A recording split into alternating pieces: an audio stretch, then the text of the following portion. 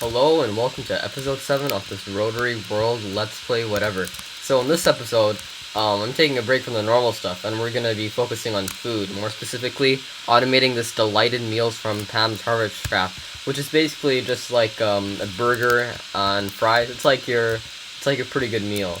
The base for this delighted meal is just a normal hamburger, and for the hamburger you can use a variety of different meat, but what we're going to be using is a firm tofu, because while the other beef needs an animal farm to get it, we can use soybeans, which can be grown in this grown as a crop to create the meat.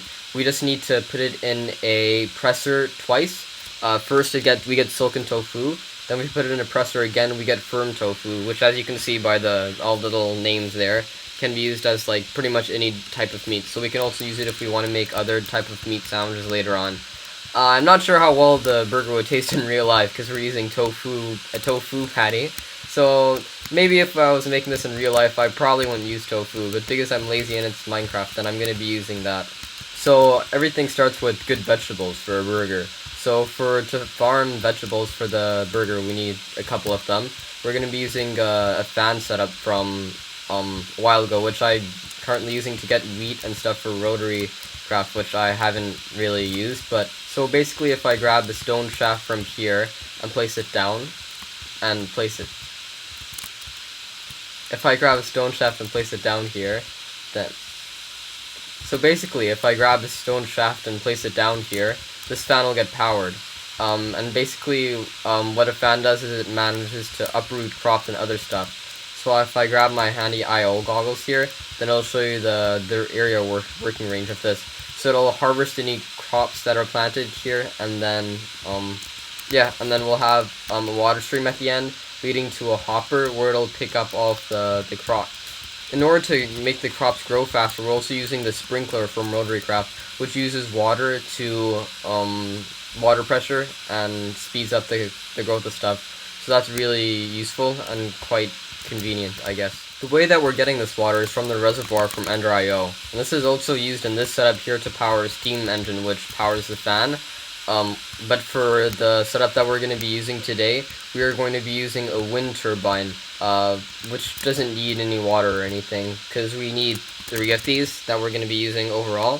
So it might be smart to use water, because I am using water as well, but these aren't too expensive to make, and it's quite renewable, so I think I'm okay with using it, even if it is not as efficient perhaps, because of the layout of what I'm doing. Once we have all of the ingredients that we need a way to be able to craft it. Later on, we'll probably switch to Applied Energistics, which is a storage system in Minecraft that we can use to hold all of our items in there. But for now, we're going to be using the auto crafting unit, which once again is from Rotarycraft because it's just a really overpowered mod. The thing with this one is it just needs the DC electric engine and a redstone signal to work, so it's pretty good. Then we can put crafting patterns in here. Basically, when the inventory above the crafting station has items that it can be used to craft, then it'll automatically craft them when it has power. So for example, I've got 2 recipes in here, one for sugar and one for oak planks. So if I grab some wood and put it in there, then if you give it a few seconds, then it'll start to craft it there, just really quickly. But the thing is that there's some like duality in the recipes here. So for example, for the burger here, we need to craft the burger, but then we need to use the burger again to craft the cheeseburger. So we need the burger to be crafted from the ingredients here, but then we need the final burger to go back in here. So rather than having like a loop where of like a pipe where it goes back and around into this drawer controller here, I thought to like maximize space and to be nice, or just because I felt like it, I decided that we could use this thing called a controller slave from storage drawers. So we have all the ingredients here. But for an example, to make fries, we use up this bakeware thing. If we move the fries to a different chest, then the bakeware will be moved there as well. So you need the bakeware to come back in here. So that's why when we put it in the slave, it'll put it in the same. When we create the fries, the bakeware will be placed in the same drawer network again. Now, there are 2 difficult items to automate that are part of this burger, and those are salt and snowball. So there's a few different versions of salt in this mod pack.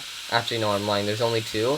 There's a normal one from Pam's Harvest Craft, which we get from water and the pot. So for this, we'd have to have an automated system that'll right-click, that'll fill a bucket with water.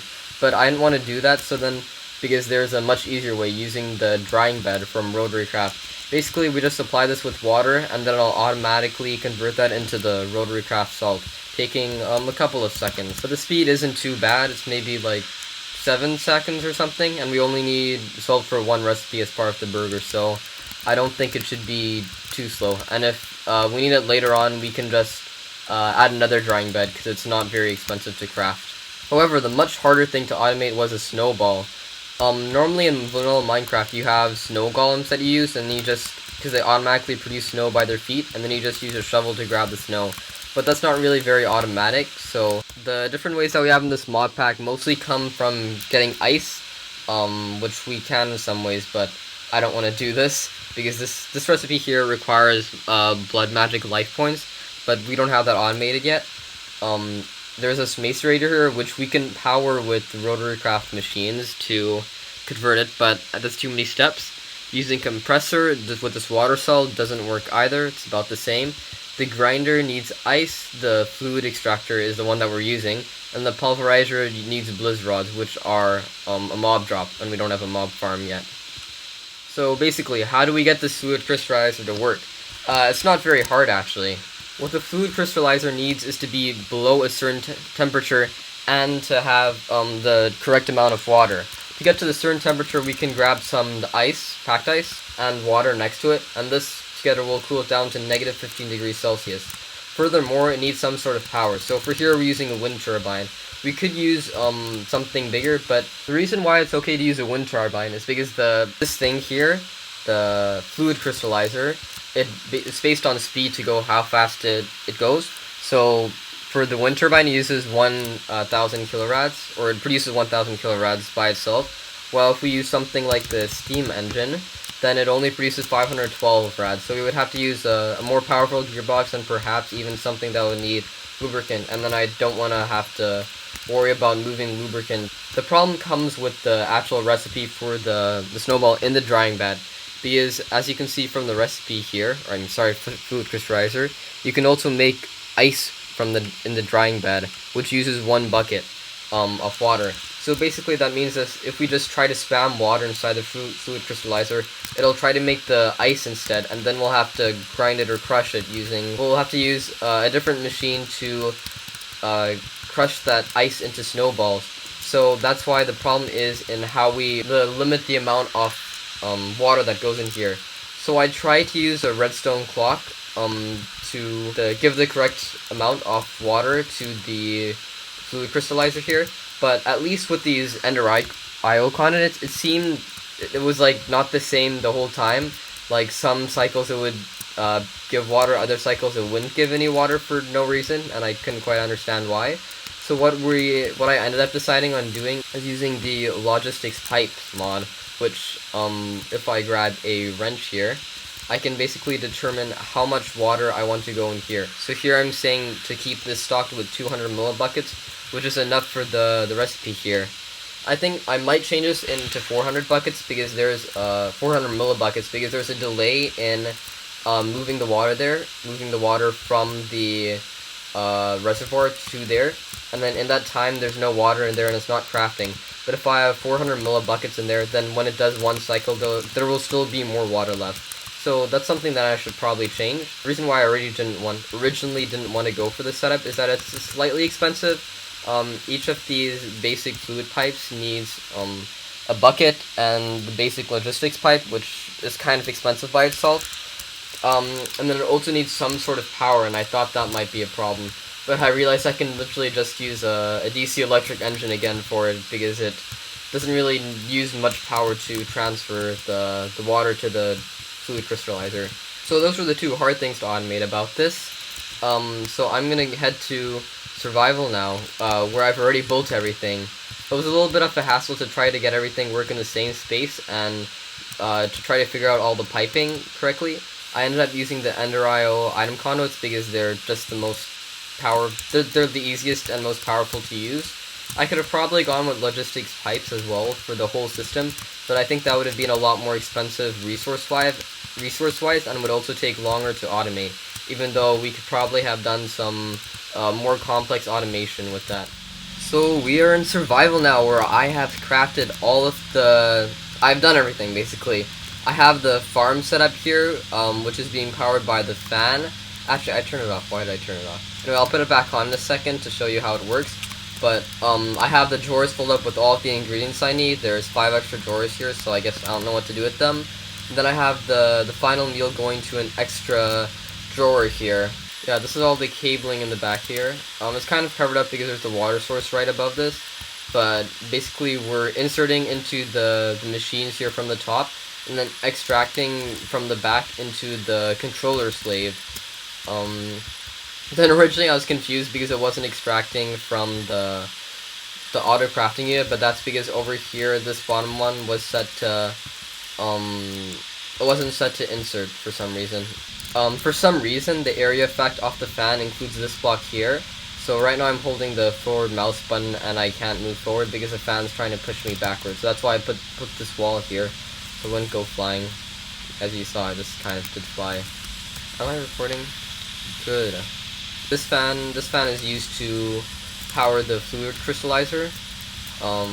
I might change this from dirt to something else prettier later on, probably not. Another thing that I realized is that for the drying bed here, I can use the same logistics pipe system to give it the water.